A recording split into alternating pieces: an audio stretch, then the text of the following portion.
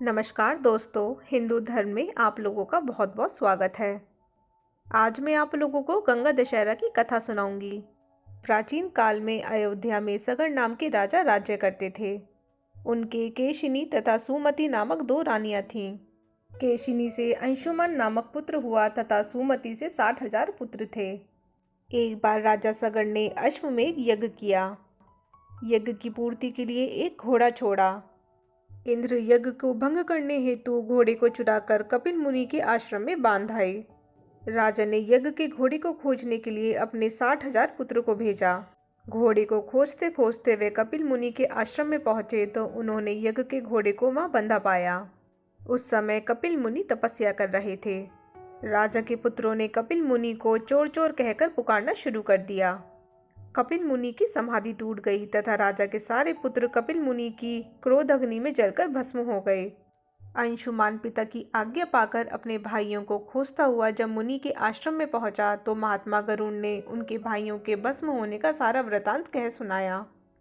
गरुड़ जी ने अंशुमन को यह भी बताया कि यदि इनकी मुक्ति चाहते हो तो गंगा जी को स्वर्ग से धरती पर लाना होगा। इस समय अश्व को ले जाकर अपने पिता के यज्ञ को पूर्ण कराओ। इसके बाद गंगा को पृथ्वी पर लाने का कार्य करना। अंशुमन ने घोड़े सहित यज्ञ मंडप पे पहुंचकर राजा सगर को सब वृतांत कह सुनाया। महाराज सगर की मृत्यु के पश्चात अंशुमान ने गंगा जी को पृथ्वी पर लाने के लिए तप किया परंतु वे असफल रहे।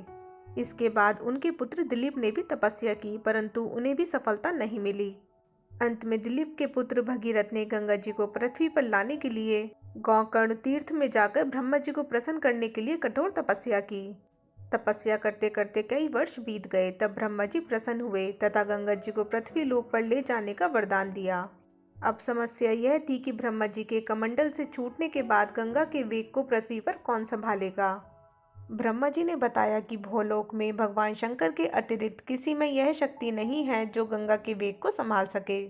इसलिए उचित यह है कि गंगा का वेग संभालने के लिए भगवान शिव से प्रार्थना की जाए। महाराज भगीरथ एक अंगूठे पर खड़े होकर भगवान शंकर की आराधना करने लगे।